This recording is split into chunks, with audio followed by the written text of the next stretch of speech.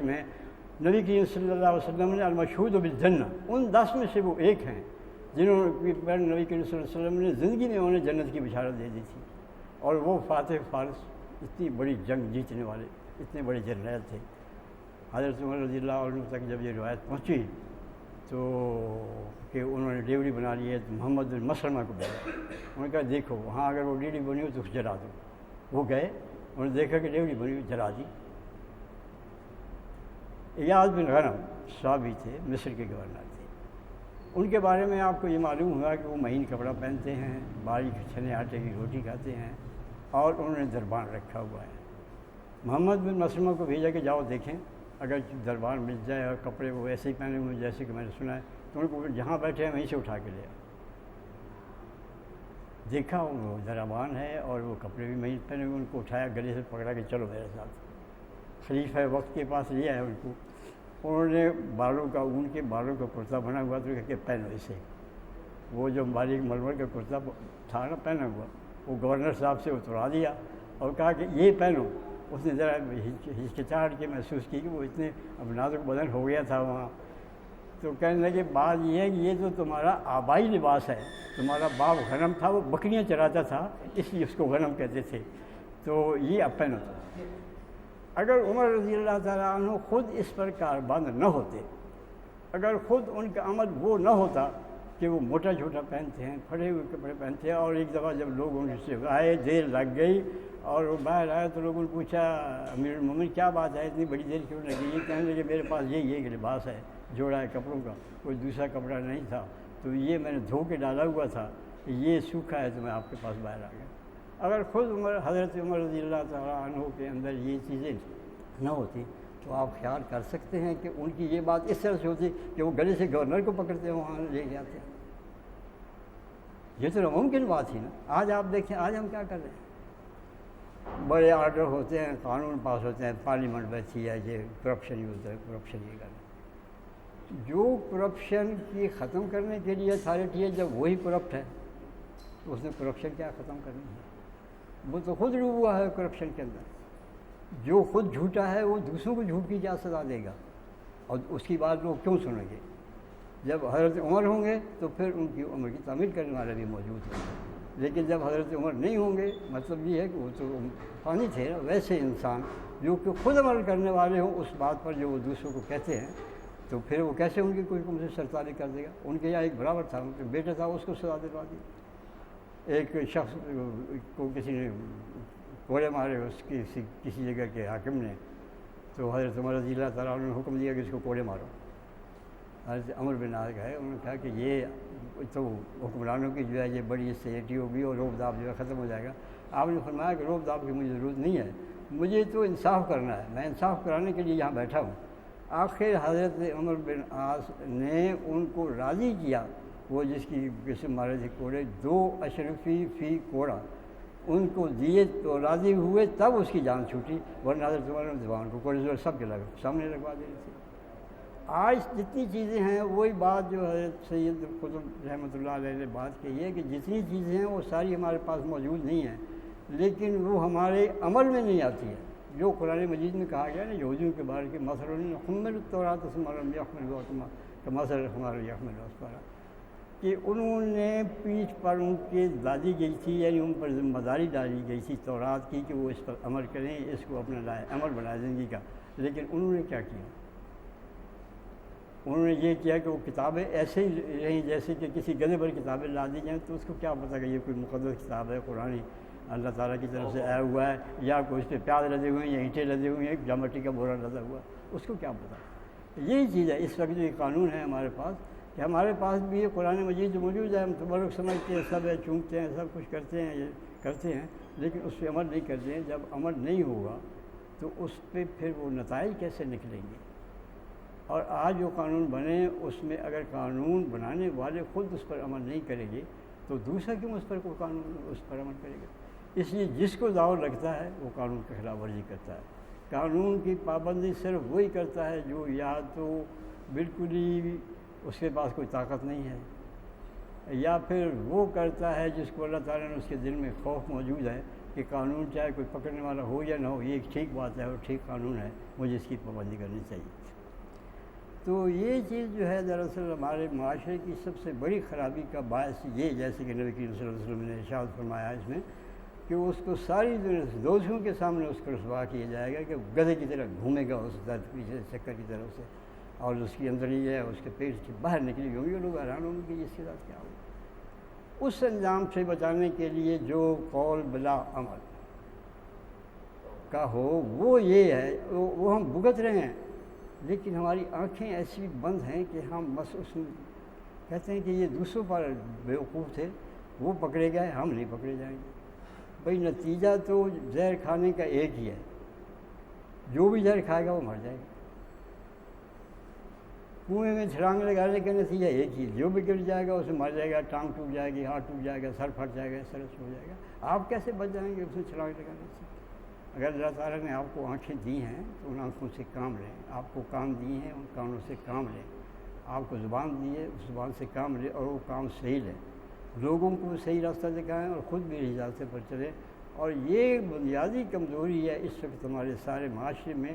اور اوپر سے نیچے تک کوئی قانون کا احترام اس وجہ سے موجود نہیں ہے کہ وہ قانون جو ہے نافذ کرنے والی اتھارٹی خود اس قانون کی سب سے زیادہ خلاف ورزی کرتی ہے اور اس قانون کو ایکسپلائر کرتی ہے۔ پولیس والے کے پاس اختیار ہے تو وہ اس اختیار کو رشوت لینے کے لیے استعمال کرتا ہے۔ اس کے پاس حدود کے ایک پرانا قانون ہے، ایک نیا قانون ہے، وہ کہتا ہے کہ اچھا حدود کے تحت آپ کا کیس کریں یا دوسرا کریں، پیسے دے کے وہ دوسرے قانون کے ساتھ کر دیں گے، اور پیسے نہیں دے گے تو حدود کے تحت کر دیں گے۔ تو یہ جب تک کہ ہم اسی طرح وہ جو چیز جس سے کہ پہلی نسل جس کا سید قطب رحمۃ اللہ علیہ ذکر کیا گیا ہے، جس چیز کو بلند کیا تھا ان کو، وہ معزز سے زمانے میں مسلمان ہوگا، اور تم فوال ہوئے تارے کے قرآن ہو کر۔ تارے قرآن اگر ہم کی ہونے کی بجائے عامل القرآن بنے، قرآن کو اپنی زندگیوں کا لائحہ عمل بنائیں، پھر آپ دیکھیں کہ آپ آگے آتے ہیں یا نہیں آتے۔ دنیا بھی آپ کو ملے گی اور آخرت بھی ملے گی۔ یہ وہ کتاب ہے جس کتاب کا کوئی جواب نہیں ہے، جس کا کوئی بدل نہیں ہے، اور جس کے بغیر کوئی ایمان نہیں ہے، جس پر عمل کیے کے بغیر۔ اللہ تعالی ہمیں توفیق دے کہ ہم قرآن پر عمل کریں اور وہ کریں جو اللہ کے رسول نے اور اللہ نے ہمیں حکم دیا ہے۔ بسم اللہ الرحمن الرحیم۔ یا ایہا الذین آمنوا اتقوا اللہ ولتنظر نفس ما قدمت لغد واتقوا اللہ ان اللہ خبیر بما تعملون ولا تکونوا کالذین نسوا اللہ فانساہم انفسہم اولئک هم الفاسقون۔ لا یستوی اصحاب النار واصحاب الجنہ اصحاب الجنۃ هم الفائزون۔ لو انزلنا هذا القرآن على جبل لرأيته خاشعا متصدعا من خشیۃ اللہ وتلك الامثال نضربها للناس لعلهم يتفکرون۔ اے ایمان کے دعوے دارو، اللہ سے ڈرو اور ہر وقت ہر آدمی یہ دیکھتا رہے کہ وہ آنے والے کل کے لیے کیا آگے بھیج رہا ہے، اور ہر حال میں اللہ کا خیال رکھو۔ جو کچھ تم کرتے ہو اللہ تعالیٰ اس سے خوب باخبر ہے، کوئی بات اس سے پوشیدہ نہیں ہے۔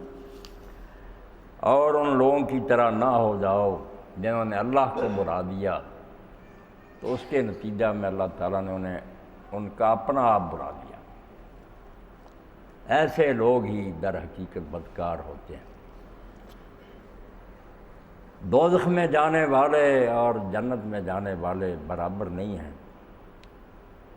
جنت میں جانے والے ہی دراصل کامیاب ہیں، دوسرے کامیاب نہیں ہیں۔ انتہا درجے کے نامراد اور بدبخت۔ ہم اس قرآن کو اگر پہاڑ پر اتار دیتے تو تم دیکھتے کہ وہ اللہ کے خوف سے دب جاتا اور ٹکڑے ٹکڑے ہو جاتا۔ اور یہ مثالیں ہیں جو ہم لوگوں کے سامنے بیان کرتے ہیں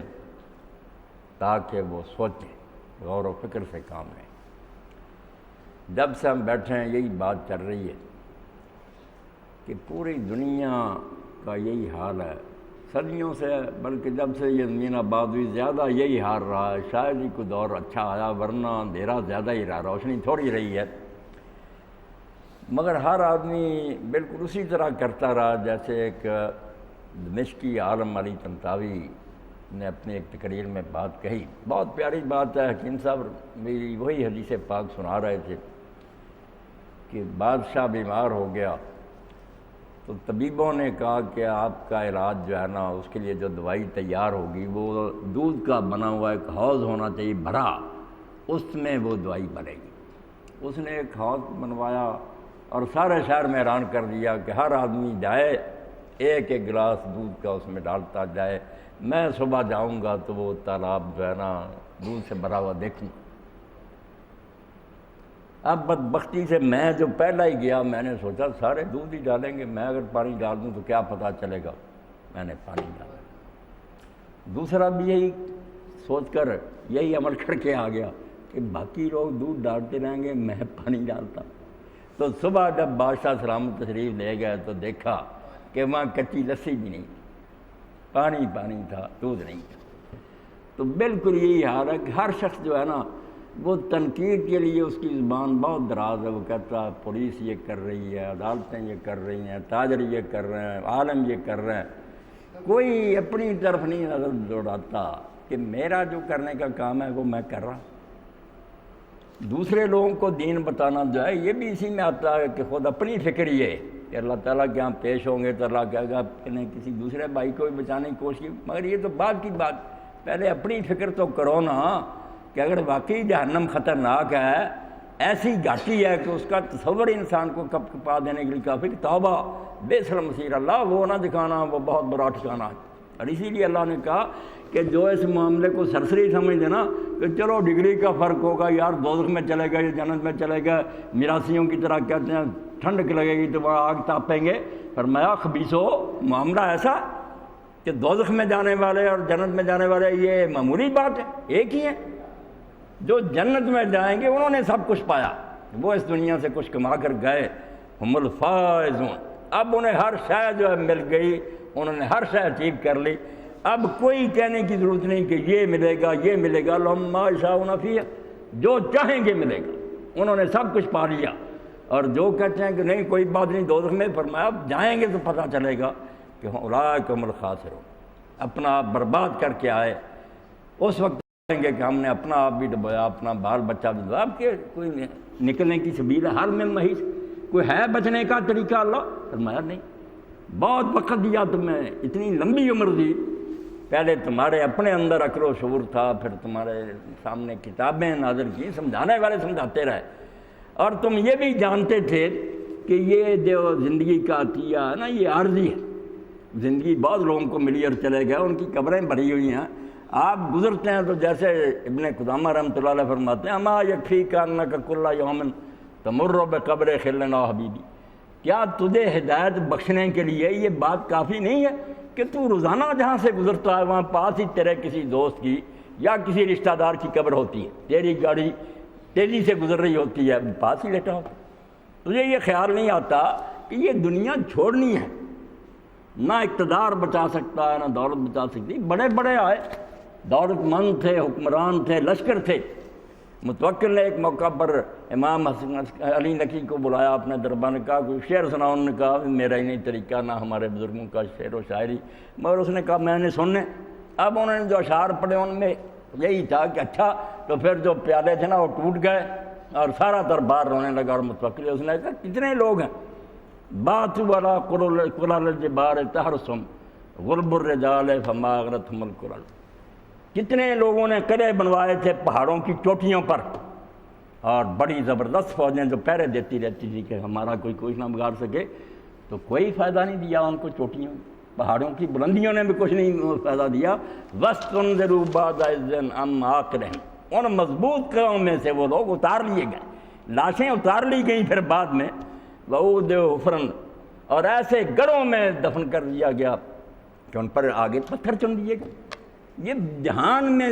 روزانہ ہم دیکھتے ہیں کہ شہر آباد ویران ہوئے پڑے ہیں، قلعے ویران پڑے ہیں، سیر کرتے پھرتے ہیں، پکنک مناتے ہیں ان میں، یہ نہیں دیکھتے کہ وہ شیش محل بنانے والے کہاں گئے، اب ان کا نشان کیوں نہیں نظر آتا۔ اسی لیے عمر خیام کہتا کہ میں نے ایک فاختہ کو دیکھا کہ وہ ایک محل کے کنگرے پر بیٹھی ہوئی تھی، تو پڑھ رہی تھی، فاختہ تو بولتی رہتی، مگر جن کو اللہ نے بصیرت دی ہے، جیسا یقیندہ فرما رہے تھے، آنکھ کان تو سب کو ملے ہیں، دماغ بھی برتے نہیں نا۔ اور اللہ نے فرمایا کان و مستبصرین، جو مادہ پرست لوگ ہوتے ہیں وہ بہت عقل مند ہوتے ہیں، وہ ہوائی جہاز تیار کرتے ہیں، حیران ہوتی ہے دنیا ان کی، اس لحاظ سے مستبصرین ان سے زیادہ کوئی دانا نہیں ہوتا، مگر جو اصل اس کام کے لیے کان اور آنکھیں دل ملے اس کو نہیں برتے، نہ ان سے حق سنتے ہیں، نہ حق سوچتے ہیں، نہ حق کو قبول کرتے ہیں، اس کے لیے وہ گنگے بہرے اندھے ہوتے ہیں، ورنہ ان کی جو ہے نا دنیاوی ترقیاں وہ تو حیران کن ہوتی، تو سوچتے ہی نہیں کہ لوگ جو ہیں وہ دنیا چھوڑ گئے اور ایک دن میں نے بھی جانا ہے، یہ جہان چھوڑنا ہے، ہمیں ہمیشہ یہاں نہیں رہنا، بلا غافل نہ ہو یکدم، یہ دنیا چھوڑ جانا ہے، بغیچے چھوڑ کر خالی زمین اندر سمانا ہے، تیرا نازک بدن بھائی جو لیٹے سیج پھولوں پر، ہوبے گا ایک دن مردار یہ کرموں نے کھانا ہے، کیڑے چلیں گے اس پر جسم، تو اس کو نعمتوں سے پار رہا، کیا کام آئے گا، ورزی اتر جائے گی، قبر میں چلا جائے گا، فرشتے آ جائیں گے، اس وقت پھر آپ پوچھیں گے تو گردی شاہ ترکستان۔ خواجہ قطب الدین بختیار کاکی رحمۃ اللہ علیہ فرماتے ہیں دہلی والے کہ کیا بنے گا پھر، تو گردی شاہ ترکستان، اس زمانہ میں روم کا حکمران ہونا ترکستان کا بہت بڑی بات تھی، جیسے آج امریکہ اور روس، کہتے ہیں اگر تو شاہ ترکستان بھی ہو جائے تو گردی شاہ ترکستان، تورا صد کسرو صد بستان، سینکڑوں تیرے محلوں سینکڑوں بغاتوں، بد جائے تو گورستان بتاریکی ہو چلا، انجام تو یہی ہوگا نا، ایک تاریخ گڑھے میں چلا جائے گا، ایک لید ہوگی جس میں بند کر دیا جائے، مگر سوچتا کوئی نہیں، بس تنقید کرتے ہیں کہ فلاں یہ کرتا فلاں، ٹھیک ہے اپنے ان بھائیوں کو بھی بچانے کی کوشش کریں، مگر پہلے تو فکر ہر شخص یہ کرنی چاہیے کہ میں کیا کر رہا ہوں، میرے کرنے کے جو کام ہے وہ کر رہا ہوں۔ اور اللہ تعالیٰ نے یہاں بہت اختصار کے ساتھ ہے تو ایسی بات کی ہے کہ بات پر ہی خطبے دیے جائے، بڑی ترتیب سے سمجھایا کہ کرپشن کیوں ہے، یہ ساری دنیا جو رو رہی ہے کہ لوگ نیک نہیں ہوتے، شرح خواندگی بھی بڑھ رہی ہے، اسکول اور کالج بھی گلی گلی محلے بن رہے ہیں، ڈگریاں ہولڈر مگر اتنے زیادہ ڈاکو اور بدماش بنتے جا رہے ہیں، ایسے ایسے گناہ جو سوچے ہی نہیں تھے، 10 آدمی 12 آدمی یک وقت ایک عورت سے بدفعلی کر ہو رہا ہے، بینک جو ہیں ان کے دروازے جو ہیں نا وہ جلا کر توڑے جا رہے ہیں، یعنی جیسے جیسے علم بڑھ رہا ہے بدماشی بڑھ رہی، تو اللہ نے جو نشاندہی کی نا کہ مجھ سے سن لو، ہر چیز کا ایک شجرہ نسب ہوتا ہے، جیسے درخت جو ہے نا وہ دیکھنے میں بہت بڑا تناور ہوتا ہے، تنا ہے، اس کے شاخیں ہیں، پتے ہیں، پھول پھل ہیں، بہت پھیلا ہوا ہے، مگر اصل میں کیا ہے، ایک بیج، چھوٹا سا بیج جو ہے نا وہ تناور درخت بن گیا۔ انسان ہے، آپ سب جانتے کیا ہے، قطرہ آب ہے، پانی کا قطرہ ہوں میں بھی اور آپ بھی، مگر کیا بنے بیٹھے ہیں سر۔ اس لیے برائیاں اور نیکیاں بھی یقین جانیں یوں ہی نہیں جنم لیتی، جو بیج کو ختم نہیں نہ کرتا وہ ساری کوششیں کرے، بے شک مراعات پولیس کو دے دے، ان کو اختیارات اور دے دے، فوج کو لے آئے، جس کو جی چاہے کیا کریں، وہ بھی اسی معاشرے کے لوگ، جو زہر پھیلا ہوا ان میں بھی گلا کے کرنے کی کیا بات ہے، برائی جو ہے وہ بیج، وہ چونکہ خراب ہے، شجرہ خبیثہ کا ہے، کڑوا ہے، کڑوا پھل دے گا۔ اللہ کہتا ہے اولئک الفاسقون، بدکار جو بنتے ہیں لوگ اور کرپٹ بنتے ہیں، کیوں بنتے ہیں؟ ایک ہی سبب ہے کہ وہ اللہ کو بھول گئے، انہیں اپنی زندگی کی صحیح قدر و قیمت کا پتہ نہیں کہ یہ زندگی ہے تھوڑی سی مگر اس کی قیمت بہت زیادہ، یا یہ ہمیشہ کی لعنت بن کر تو گلے میں پڑ جائے گا، یہ 50-60 سال جو ہے نا پھر وہ ابدی لعنت جہنم ہے، یا یہی چند دن جو ہے نا بچ کر رہنا، خدا سے ڈر کر، کسی پر ظلم نہیں کرنا، خلق خدا پر۔ اور میں نے جب پڑھا کہ شیخ الہند محمود الحسن رحمۃ اللہ علیہ کو جب مکہ سے گرفتار کری، یعنی مکہ میں پناہ نہ دی، یہاں انگریزوں سے بچ کر وہاں گئے، شریف مکہ غدار ہو گیا، ترکوں کے خلاف بھڑکا دیا ان انگریزوں نے سازش کے تحت کہ ہم تو مربوں کو آزادی دیں گے، آج تک آزادی ڈھونڈ رہے ہیں۔ پھر وہ سارے عراق اور شام پر آپ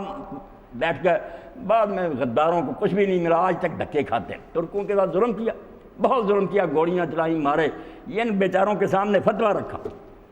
شیخ الاسلام جو تھے عبداللہ سراج حنفی، انہوں نے آدمی بھیجا کہ دستخط کرو کہ ترکوں کے خلاف جنگ لڑنا جائز ہے۔